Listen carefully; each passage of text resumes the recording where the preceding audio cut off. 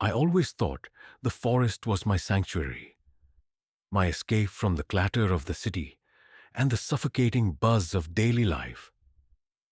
That morning, the fog rolled in thicker than I'd ever seen, swallowing the towering pines and turning the familiar trail into a ghostly maze. I should have turned back. Every instinct screamed at me to leave, but I pushed forward, convincing myself that it was just fog, just weather. My boots crunched on the damp leaves as I made my way deeper, the mist swirling around me like living smoke. The silence was unsettling, too complete, too perfect. No birds, no rustling squirrels. Only the sound of my own breathing and the faint, almost imperceptible patter of my heart speeding up. After an hour, the trail disappeared beneath a blanket of gray. I couldn't even see my own hands without squinting.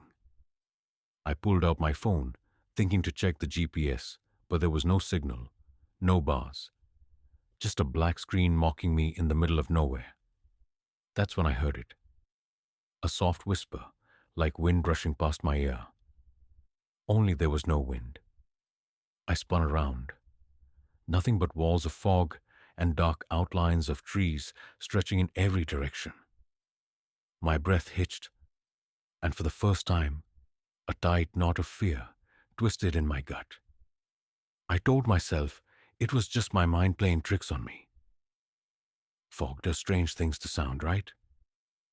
I kept moving, faster now, the reassuring weight of my backpack bouncing against me with each step.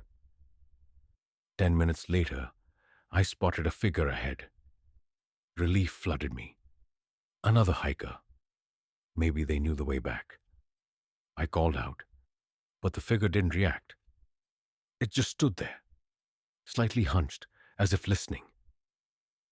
I quickened my pace, but no matter how fast I walked, the figure remained the same distance away. Always just out of reach.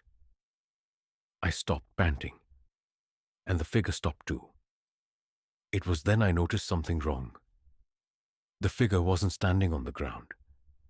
It was floating a few inches above it. A cold sweat broke out over my body. I took a step back. The figure tilted its head, as if curious, and then, without warning, it dissolved into the mist. Panic took over. I turned and ran, branches clawing at my arms and legs. I no longer cared about the trail. I just wanted out. But every direction looked the same. White, endless, empty. The trees closed in, their gnarled branches like grasping fingers. Somewhere behind me, footsteps began to echo. Soft at first, then louder, faster, matching my desperate sprint. I didn't dare look back. I could feel it. Something chasing me. Something that wasn't human. I stumbled into a clearing and collapsed to my knees. In the center of the clearing stood an ancient, crumbling stone archway covered in moss. I had never seen anything like it in all my years hiking this forest. Through the archway, the fog looked even thicker, swirling unnaturally. A low humming sound vibrated through the air, making my teeth chatter. My instinct screamed at me to run, but my body refused to move. It was like I was being pulled toward the archway, my limbs acting against my will. I pulled my phone out again, trembling, no service. In a desperate move, I hit the emergency SOS button. The screen flashed once, then went black, dead. The last thing I remember was stepping through the archway. Not because I wanted to, but because I had no choice. It was as if invisible hands were shoving me forward. The world twisted, the mist swallowing me whole. I thought I heard a voice, a whisper that said my name, but it faded into the endless gray. No one ever found me after that day. At least, not the way they remembered me. Enough beer to drown a horse. It was supposed to be one last weekend before life got serious, before jobs, marriages, and mortgages swallowed us whole. The fog was already thick when we set up camp, curling through the trees like ghostly fingers. It didn't bother us. If anything, it made the night feel more adventurous. We pitched our tents in a rough circle around a fire pit and joked about telling ghost stories later. By nightfall, the fire crackled weakly against the growing mist. Our voices sounded muted, swallowed by the dense air. I remember feeling a little strange, a tightness in my chest, but I pushed it down. No one wanted to be the first to admit they were creeped out. Around midnight, the woods changed. The normal sounds, crickets, owls, cut off like a switch had been flipped. It was so silent it hurt. Every pop and crackle of the fire seemed deafening. We tried to laugh it off, but our jokes fell flat. Something was wrong, and we all felt it. That's when the footsteps started. Soft at first, just beyond the firelight circling. We shushed each other, straining to listen. I told myself it was an animal. A deer, maybe. But the way the steps moved, slow and deliberate, felt wrong. "Hello?" Jason called out, standing up. His voice sounded small. Too small, no answer. The fog pressed closer, almost choking now. We couldn't see past a few feet. Jason grabbed a flashlight and swept the beam across the trees. Shadows flickered and twisted, but there was nothing. No eye shine, no rustle of movement. We argued about what to do. Some wanted to pack up and leave. Others said it was too dangerous to move blindly through the woods. In the end, we decided to bunker down and wait for morning. Strength in numbers, right? We doused the fire to avoid attracting attention and crawled into our tents, zipped up tight. I lay there for hours, heart hammering, every nerve on edge. I could still hear the footsteps, softer now, almost playful, weaving between the tents. At some point, exhaustion won. I drifted into a restless, broken sleep filled with dreams of whispering voices and long, skeletal fingers brushing against the canvas of my tent. I woke to a strange quiet, a wrongness so deep it made my skin crawl. Pale gray light filtered through the tent fabric. Morning? Somehow we had made it through. I unzipped my tent and stepped out and froze. All around me was nothing. No tents, no fire pit, no backpacks, no friends. The clearing was empty, like we had never been there at all. The ground where the tents had been was smooth, undisturbed. No footprints, no trash, no sign of a fire. Just endless fog and the skeletal outlines of trees. I shouted their names until my throat was raw. No answer. I ran in circles, desperate, confused, thinking maybe they had gone looking for help. But deep down, I knew something had taken them. I stumbled upon one thing hours later. Jason's flashlight, half buried under a pile of wet leaves. The plastic was cracked, the batteries ripped out and lying several feet away. As if someone, or something, had destroyed it in rage. I tried to retrace our path back to the trailhead, but the forest was different now. The trees seemed to shift when I wasn't looking. The landmarks I remembered gone or twisted into unfamiliar shapes. The fog only thickened, smothering sound, stealing direction. Sometimes I would hear them, my friends, calling faintly from deep within the mist. Their voices distorted, almost mocking. I knew better than to follow, but the temptation was unbearable.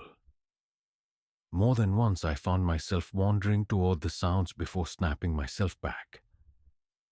Eventually, I stumbled onto an old dirt road and collapsed there, half mad with fear and exhaustion. A search party found me the next day, delirious and shivering. They combed the forest for weeks, but no trace of the others was ever found. Not a shred. I don't know why I was spared. I don't know what really happened that night in the fog. But sometimes, when the mist rolls in thick and heavy, I hear them again, laughing, calling my name from the darkness between the trees. And I wonder if I ever really escaped at all. I first heard about the village from an old man at a gas station near the forest's edge. His voice was raspy, and he never once looked me in the eye as he warned, "Don't stray too far into the woods." Some places were never meant to be found.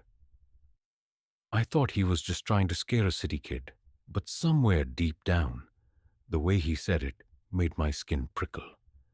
Still, I wasn't about to be spooked off my hiking plans.